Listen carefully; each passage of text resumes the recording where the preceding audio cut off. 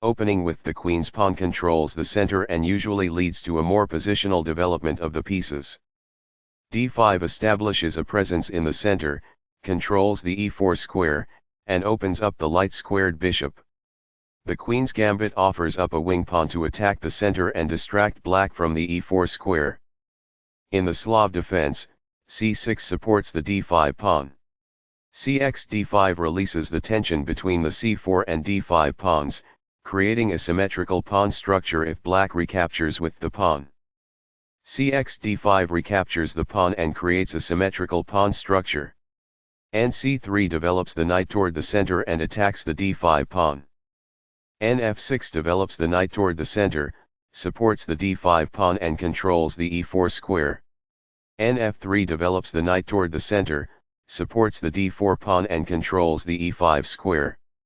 Nc6 develops the knight toward the center, attacks the d4 pawn and controls the e5 square.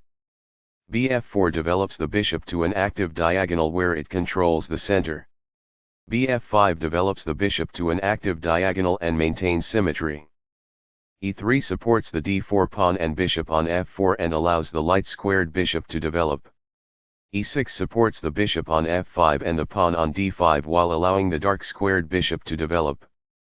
Bd3 develops the bishop toward the center, attacks the bishop on f5 and prepares castling. Bxd3 captures the bishop before white can capture on f5. Qxd3 recaptures the bishop. Bd6 develops the bishop toward the center and challenges the bishop on f4. Bxd6 exchanges dark-squared bishops. Qxd6 recaptures the bishop, develops the queen and controls the b8h2 diagonal. Castling gets the king out of the center and activates the rook. Castling gets the king out of the center and activates the rook. It is the last book move.